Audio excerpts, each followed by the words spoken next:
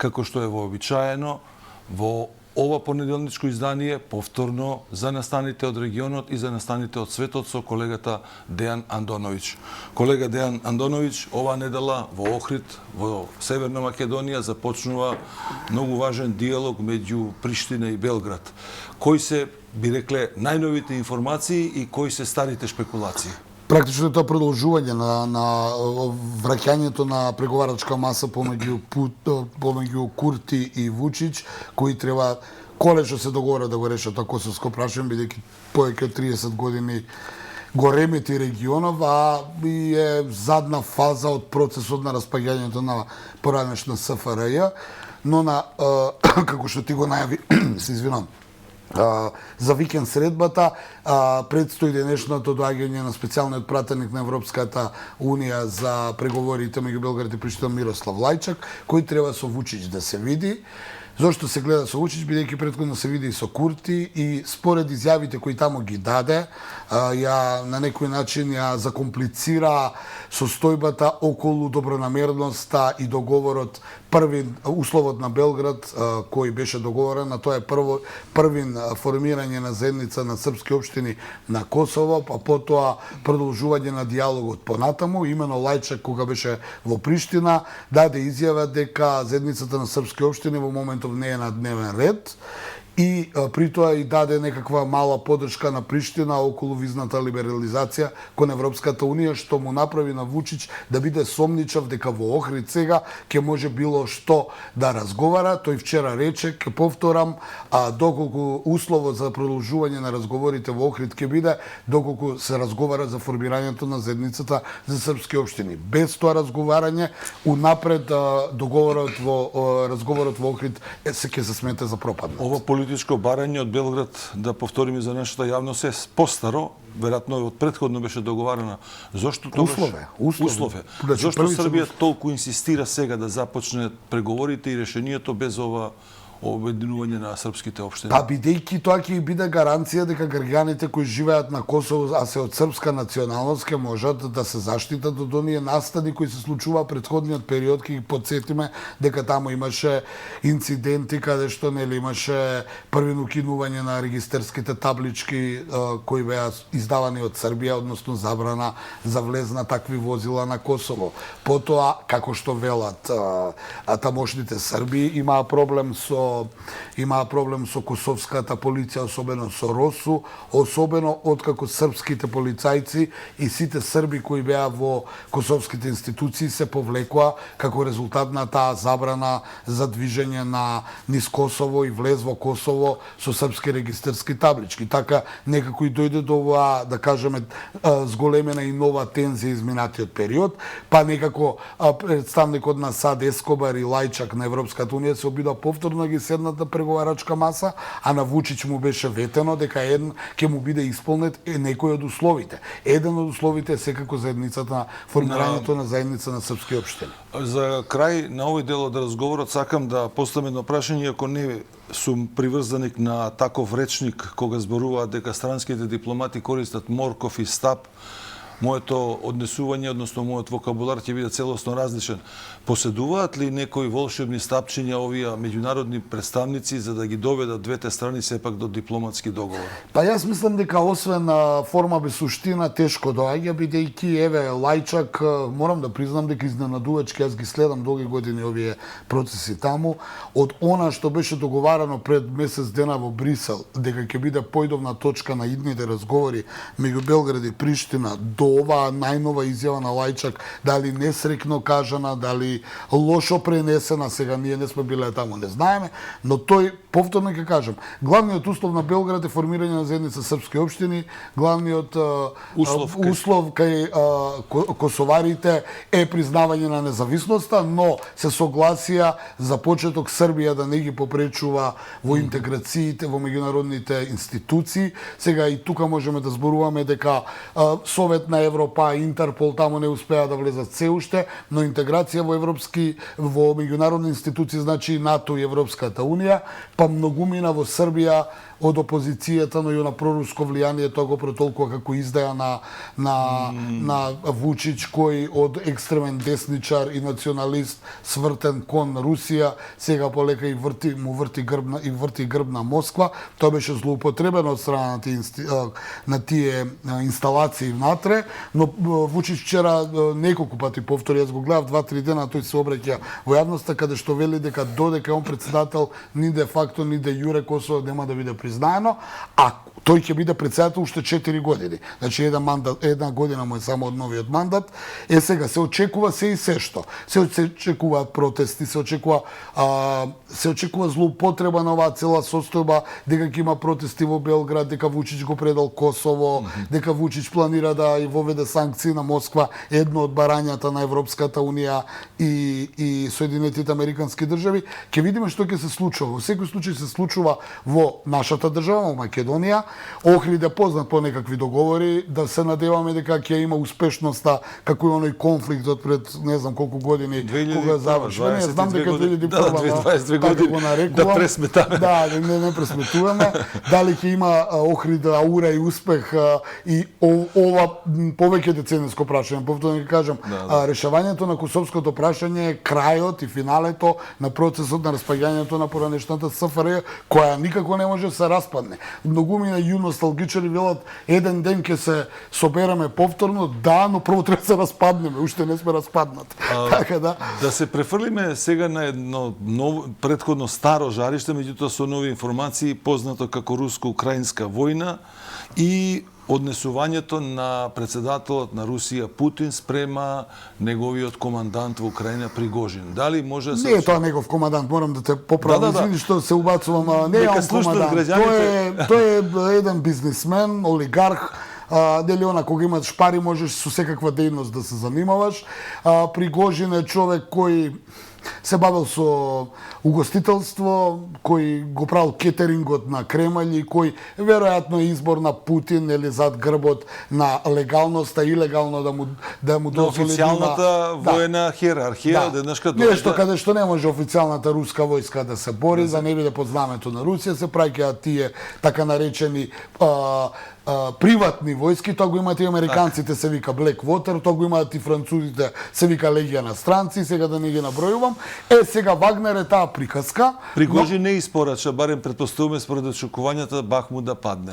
Пригожин влезе во една, би рекол, дали е тоа алчност, дали е наместен, дали е она природа на човекот да сака повеќе и повеќе, па од една Вагнер групација од која се ледеше крвта во жилите на сите која ќе слушна дека доаѓаат вагнеровци, луѓе кои има огромни успеси во војните во Африка, во Сирија, каде што и самата Легија на странци од Мали се повлече како резултат на присуството на Вагнер, одеднашка заглави како што велат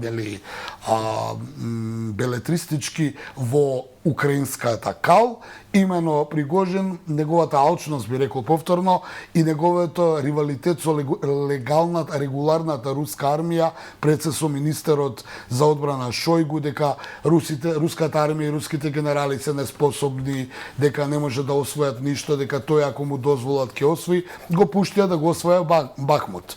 Но и таму тој се сопна, тој изминатиот период зборуваше дека е миниран од страна на руската држава, не му дава доволно муниција, оружје, ресурси, логистика.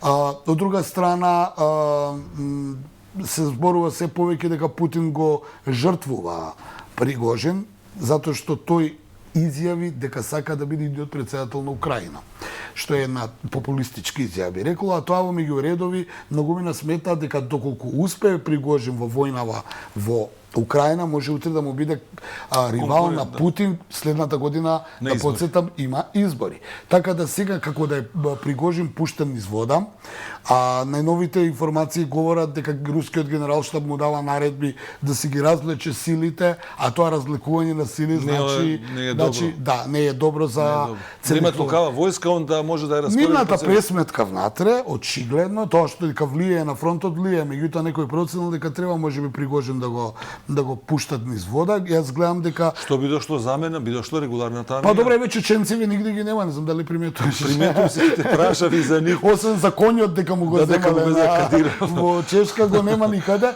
а и тој најавуваше некаква приватна војска. Мислам дека на крајот ќе мора регуларната војска бидејќи Русија во војна со Украина не е пригожен, така да ова е се тие така наречени намешталки кои се случуваат, а ние тие ги гледавме во војните во поранешна Југославија, кога JNA во еден момент влезе во конфликт со, не знам, Аркановите тигри или ќе те потсетам и тогаш нешто со новинарство се занимавав. Така да по ист урнек, само ова е многу поголем простор, повеќе во фокусот на светското внимание. Бахмут ќе падне, но што потоа многу луѓе загинати, многу уништено се, дали тоа јас пишував и зборувавме ние во студио околу тоа што понатаму, што добиваат и украинците, што добиваат русите, но едно е сигурно сите загубија се, бидејќи многу има жртви. Од друга страна Украина се подготвува за некаква контраофанзива, што исто така сомнително, бидејќи ако сакате да направите контраофанзива, факторот на изненадување е прв во една војна, а тие веќе 3 месеци велат ние ќе направиме контраофанзива, тука ќе влеземе, Крим ќе го заземеме, што е уште фрла дополнителен сомнеш за стратегијата и за иднината што ќе се случува таму. Да преминеме на друга точка во меѓународната политика, станува збор повторно за овој исти регион, државите Молдавија и Грузија во изминатава недела има некои внатрешни немири. Дали очекуваш ескалација внатре во овие држави како резултат на ситуацијата во руско-украинската војна? Факт е дека тоа го очекувавме одамна, дека притисокот на фронтот во Украина ќе треба да се расшири на други делови за да се намали притисокот и фокусот на војната, па Русија веќе многумина видија дека нејзиното влијание на Балканот, значи и Косово, Република Српска, ќе биде нивното олеснување и Црнагора сега ќе има председателски избори, независно што е во НАТО. Нема врска, ако победат проруските сили, што? Значи, тоа е обвинета Москва. Од друга страна, сега САД и сојузниците де факто се обвинети дека се обидуваат да дестабилизираат Молдавија и Грузија, бидејќи во Грузија се случи, информиравме за тоа, се случи проруската влада таму да донесе некој закон пурнек од на Москва дека сите невладени организации и издруженија кои се финансираат од надвор повеќе од 20% да имат статус на странски агенти со странско влијание. Имаше протести, тоа беа прозападните опозиција која се обиде насилно да го сруши тој закон и успеа бидејќи власта процени, проруската власт процени во Тбилиси и се повлече. Од друга страна во Молдавија исто се измешани работите, председателката на Молдавија е прозападно ориентирана, владата ни ваму ни таму, но на кај Русија, но има еден дел се вика Приднестровје, каде што тоа е сериозен проблем за Молдавија. Многумина и украинците и русите би сакале да го земат тој дел бидејќи таму има најголем магазин со оружје, муниција, гранати и воена опрема во Европа. На сите им треба куршум повеќе, им треба проектил повеќе, им треба ракета повеќе. А не сме тоа да го направат отворено. Сега не сме отворено и почна меѓусебните обвинувања на Москва и Киев. Киев планира да направи под униформа, под лажно знаме, односно со молдавска униформа, бидејќи Приднестровје е дел од Молдавија која е отцепена. Од друга страна, русите беа обвинети дека сакаат да влезат од таму, па од западните граници на Украина да ги гаѓаат конвоите кои доаѓаат со западна помош за потребите на украинската армија. Тоа е што се однесува до Молдавија, што се однесува до Грузија, ќе потсетнам дека во Грузија имате една област, имате две области проруски, Абхазија и Јужна Осетија, каде што живеат руси, каде 2008 година како резултат на тензиите таму руската армија го окупираше Тбилиси и го сруши насилно тогашниот претседател Михаил Саакашвили кој сакаше да влезе во НАТО и ЕУ. И за крај да потсетам, и Грузија и Украина сакаат да влезат во НАТО, а тоа секако не има одговара на русите. Кога станува збор за руско-американските односи и во времето на студената војна видовме колку внимателно тогашните две администрации се однесува кога станува збор за тензични ситуации. Помина тој период, сега гледаме за прв пат кога Соединетите американски држави и Русија се наоѓаат речиси пред конфликт, меѓутоа барем така сметам или мислам дека и по широката јавност очекува дека не може да дојде до сериозен конфликт меѓу Русија и Соединените Американски држави. Дали можеме таков заклучок да изведеме меѓу односите и Кина и дали стабилноста на мирот всушност зависи од кинеско-американските односи? Гениалноста на Ајнштајн и теоријата на релативитет све кажува. Значи, тие не може да влезат во војна, но се во војна. Или, кој вели дека не може, се може да се случи. Може да влезат у војна директно, може и индиректно. Да, тоа значи дека светот ќе отиде, ќе се распадне. Точно е тоа. Но а кој вели дека они за тоа многу им е грижа? Значи, повторно велам, ништо не можеш да кажеш дека сите опции се на маса. Сега за сега тие не се во директна војна. Не се. Но тоа не значи дека нема да бидат. Ние не знаеме дали утре Бајден пред избори ќе сака да даде изјава дека ќе прати НАТО трупи да ги обезбедат, или Полска ќе влезе во оној дел каде што западниот дел кој беше земен во Втората светска војна од страна на русите и никогаш не беше вратен, можеби Полска ќе влезе. Полска има сериозна армија, а НАТО во моментот најголемата, најповеќе ја и помага на Полска со нејзината армија, веројатно ја смета за нешто, ја планира за нешто. Доколку влезе Полска, дали тоа значи дека е НАТО влезен? И ако русите ја нападнат Полска во Украина, дали членот 4, една членка се нападнат и сите. Значи, затоа велам, не можеме да кажеме се е релативно, дали се директно или индиректно. Јас не мислам дека е невозможно да влезат во директен судир. Но се надевам дека нема. Една од опциите. Па, стои, исто и со Кина. Да, кога ги гледам односите меѓу државите денеска, се повикувам на некој историско минато, конкретно Втората светска војна. Таа не започнува како за сите 39-та година со нападот на Полска. Има многу претходни конфликти. Се исто. Рече си идентични се процесите. Германците влегоа и Хитлер да ги земат германското малцинство. Да. Сега овдека и истата ситуација ја гледам, се бара некоја критична точка меѓу двете држави, зборам за Кина и за Соединените Американски држави, во случајот Тајван. И затоа го постави прашањето да видиме дали ние од дистанца на денешно време можеме да проектираме некоја проекција за 5 години каде ќе биде светот. Не можеме да направиме проекција. Проекција прават оние што од кој зависи светот. Ова дали зборувавме дека ЦИА уште 2000-та најавуваше дека ќе се распадне Украина на два дела до 2025-та. Еве сега за сега добро им оди проценката. Еден од советниците американски на 3 председатели Хантингтон велеше дека ќе има војна во Јужното Кинеско море. Пред 30 години го зборуваше, сега еве се поизвестно е дека Тајван ќе биде изговор за таа војна. Но главната војна ќе биде на Пацификот, односно Јужното Кинеско море, каде што има наоѓалиште на газ, нафта, каде што кинезите имаат вештачки острови кои се спорни за Соединетите Американски држави. Јапонија одеднаш као онаа пацифистичка Јапонија која по 45-та и со очувањето со нуклеарната бомба стана мирноторска нација, инаку има голема